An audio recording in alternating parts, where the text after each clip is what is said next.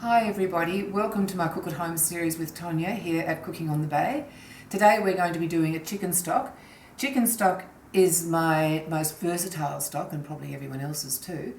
It's the one I use for most of the soups and most of the dishes that we cook, and if I have one stock on hand it's always chicken stock. I also do happen to have beef stock and I have fish stock. I also have some crab stock, some corned beef stock, mushroom stock, vegetable stock. There's lots of stocks in my freezer, but the chicken stock is the one that I use 80% of the time. So with stock, there are a few important things that you need to remember, and one is that you should have really nice quality ingredients. It's not the compost heap, which a lot of people tend to use it as a compost heap, but it's not. We want nice clear stock and we want nice fresh flavour, and you get that out of using good ingredients. You also don't want any root vegetables or anything that's starchy, because pardon me, starchy vegetables cloud the stock. So you want good quality vegetables. You want to wash your chicken pieces well. You're also looking for a stock that's not cloudy, and you sometimes get cloudiness not only from the ingredients but also if you boil it. So you never want to boil your stock. You want to have it between about 95 and 98 degrees, which is just a simmer, a gentle simmer, almost under a simmer. I call it an easy rolling blurp, blurp, blurp. It's just a nice gentle movement of the surface, which you'll see when we come to it. So the way you also reduce your cloudiness in your stock is to skim it. But if you do just have this lazy bubble at the temperature that I said, at a gentle simmer, the blurp, blurp, blurping, you will find that you don't get much in the way of scum that comes to the surface. But I always have a saucer and a spoon on hand just in case you want to remove any of those as you go. So for the chicken stock we have 2 onions. Okay, now the other thing about the stocks is that you want to chop your vegetables up reasonably small. You don't want to have them too large because they take too long to get the flavour coming out of them. So the smaller they are, the more quickly the flavour leaches into your water, which is what you want. So you've got 2 onions, roughly chopped, but nice and small. You've got 2 carrots, same, 2 carrots, nicely chopped, 2 celery, with the leaves as well. Now some people believe that you shouldn't put the leaves in. I sometimes do. There weren't leaves in there, but sometimes I do have the celery leaves. Some people believe that they're a bit bitter, but it doesn't affect this stock. We've got 2 leeks, and I do use the green tops of the leeks because that's where a lot of the flavour is. So 2 leeks. We've got about, 8 peppercorns. I usually just put in about so many. Can you see that? Just whatever. I haven't actually counted these, but you can see there's perhaps 8 or 10. So a few peppercorns, 2 bay leaves. Now, for your Bouquet Garni, you've got your bay leaves, parsley, and thyme. Now, as you know, my thyme, I haven't got fresh thyme in the garden at the moment, but I've got this dried thyme from my homegrown thyme. So I'm just going to put in so much, possibly, good teaspoon. And I don't wrap my Bouquet Garni up, I actually just throw it in. I only wrap the Bouquet Garni up in a little muslin bag if I'm wanting to extract it, and sometimes we do that in certain recipes when we've got it infusing flavour into a soup or a stock or a sauce. But when we finish with the stock, we're going to be straining it well, so that these will be strained out anyway. So just a few parsley stalks.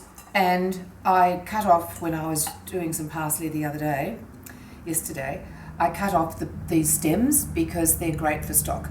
I often freeze these if I don't have a need for them immediately.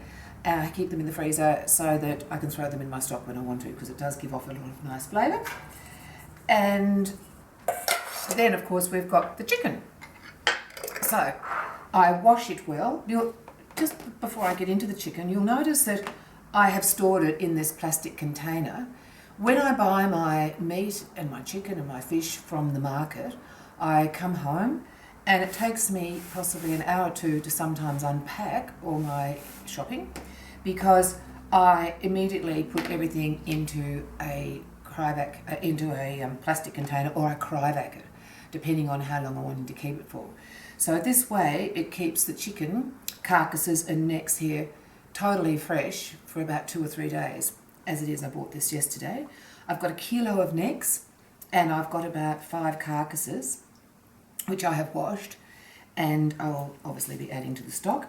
And in this bowl here, I've actually got a carcass from a roast chicken that we had the other day, and I cut out, I spatchcocked the little chicken, and so I took out the backbone, as you can see, and so that's going into our stock.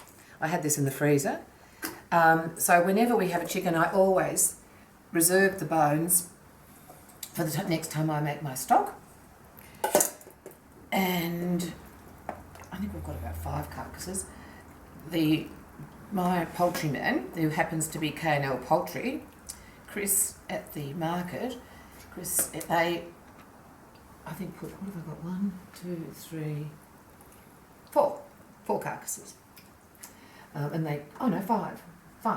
And they cost hardly anything. I think it's about 2 or 3 kilos for the necks, $2 or $3 for the necks, and about a couple of dollars for the bag of carcasses. The reason that you want these nice bones when you're making your chicken stock is because you want all the nice gelatinousness from the bones coming out into your stock, and that gives your stock a nice viscosity, which means that when you've got a lovely sauce or a nice soup, you get that nice ultra lusciousness and richness in your stock. Okay, so now we're just going to add enough water, I'm strong enough to lift this, enough water to cover it well. So I'll get this up almost to the top. And we will put this, I started off on my wok burner because I wanted to come to the simmer very quickly. Now, as soon as I start to see any movement in there, can you see inside this pot, Michael? Probably not. As soon as you see any movement in here of the water, you know that you have to keep a very close eye on it. And what I normally do is take it from the wok burner, because that's giving intense heat, and put it onto either the middle burner or the slow burner, and keep it on there for the hour 2 or 3 that I'm going to be simmering it for. I often finish it off in the oven. If I'm making this stock late in the afternoon and I don't have time to finish it off, such as straining it well and decanting it and putting it in the freezer, I will put it in the oven. So I put the whole stock pot as it is without a lid in the oven at about 95 degrees, and it will stay there all night. You get a very lovely, deep, intense flavoured stock then, and you get this lovely golden colour. And for chicken stock, you're looking for that lovely golden, clear golden colour, which is what you'll see at the end of the process that we go through today. The other thing about stock, you never put a lid on it when you're bringing it to the boil, because the lid can sometimes, if it does happen to come to the boil before you take the lid off, the steam will go to the top of the lid and it will drop back in, and often that can have impurities in from your stock, and you don't want to be dropping those back in to your stock, which you're taking a lot of time to make. So we're going to leave that for a few minutes to see how the water's moving around, but it's nowhere near boiling. But that heat is quite intense to get it started. So we'll leave it here for a few minutes, possibly about 4 or 5, until it comes to that lovely lazy bubble which I'm talking about. And I'll talk a little bit for a moment about that too then again. Okay, so for the moment we'll just do something else while we're watching this pot, or waiting for the pot. Okay, so you can see in the pot here, I've actually given it a stir to just distribute the vegetables and the chicken around. But you can see there that there's just the beginnings of it coming to a simmer. You can see there's some little bubbles forming, and if you look quite closely, you'll see the water just starting to move. See there? Now, this is a large pot. It's got quite a heavy bottom. So when it starts to do that, the heat inside the pot is quite intense, and it will only take a second or two, or a minute at the most, for it to start a really, rugged boil, which is what I don't want. So I'm now going to move it to the smaller burner. So I'll turn it off there, turn it to a smaller burner, and I'm going to turn that, keep an eye on it all the same, because it's very close to being ready. And immediately I'm going to then remove it to the smallest burner that I have, so that we don't get it boiling away. Can you see that, Michael? It's just, you can see it's just about to hum along. Okay, so you can see my lazy bubble here, and I have been skimming off any of this scummy stuff, and you can see down there how beautifully golden and clear the stock is going to be. Okay, so I'm going to basically leave it now and just keep it at that lazy bubble. And I've got my temperature probe here, and I thought I'd just show you that it's at the right temperature, 95.8, probably go up a little bit more if I left it in a little bit longer, but that's what we want. We don't want it any, about 95, 90 to 98. So that's good, I'm happy with that. And we will now leave it, and I'll just every so often as I pass by, remove the scum. Now I'm just taking off the last of the little bit of bubbles here. You can see that it's not really scum, it's just bubbles, but we'll just take it away. I'm going to strain it now. It's been cooking for about 4 hours, and you can see, if you can see in there, Michael, put the camera right down. See how lovely golden and clear that is? So I've got beautiful stock, and we've got lovely gelatinous richness in there, which is going to be wonderful for our stock and sauce making, for our soup and sauce making. So now I'm going to strain it, put it through the colander, which I have here over the sink, and we will then strain it, and then we'll decant it into small containers so that it will cool quickly. I'll talk about that in a moment. Now this is pretty heavy, so there we go. So you don't really have to see me straining it, I guess.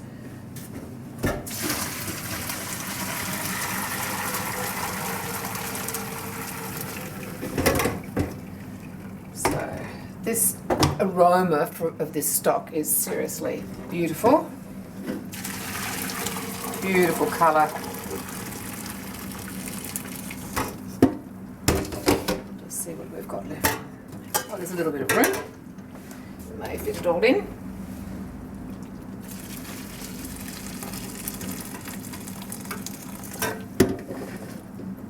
So,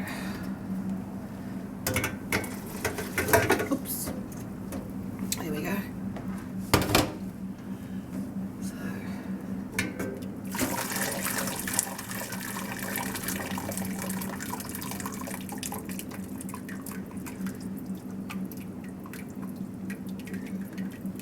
So now that I just have to probably take a couple of bits out there that have slipped through. But we can always strain this again, which I may just do before I put it into my containers. Okay, so now we've got this lovely golden chicken stock, which has got a beautiful aroma and it's got a lovely flavour. You can see how beautifully clear that is. It's just fabulous. Beautiful, lovely taste of chicken, which is what it should be. Now, I am going to show you what I do when I finish this. I tip it into small or smaller containers, because this stock has to cool down within a couple of hours before we can put it into our storage containers, which are these. That's what I use because they stack well in my freezer. If you do this in your as many bowls as you like, it will cool down within half an hour, and you can decant it back into your freezer containers. you can't put hot stock in the fridge, or firstly ruin the fridge, but it's not good for the stock either. And you certainly can't put a stock pot like this, which has got intense heat, into a refrigerator, because it will, if you leave it any longer, it won't cool down within the 2 hours, which is the safety limit of 2 hours, and it will go off. It'll go off. So you want it to be lovely and fresh just after all that hard work that you've done. So there you have about 4, or perhaps how many litres? About 6 litres of beautiful chicken stock, which will last you some time. Now, if you want to reduce that down so that you don't have so many containers in your freezer, you can now put it back into your stock pot and keep on cooking it until it reduces right down to about half, which is actually precisely what I'm going to do, because I haven't got room in my freezer for all of this chicken stock. And so when you want to use it, if you feel that the flavour is a bit intense, you just add water to it, okay? But I don't think you will. I think you'll find that it's better to use less. And you'll find that also when this cools down, and particularly when it's been reduced, it'll actually be like jelly. It'll be absolutely beautiful. So I look forward to perhaps seeing some photos of some of your lovely stock, jellied stock. So do spend a little bit of time one afternoon and cut up some vegetables with your chicken carcasses and your chicken necks, and slowly blurp yourself away to a lovely chicken stock, which you'll enjoy for a long time afterwards. Okay, bye-bye now.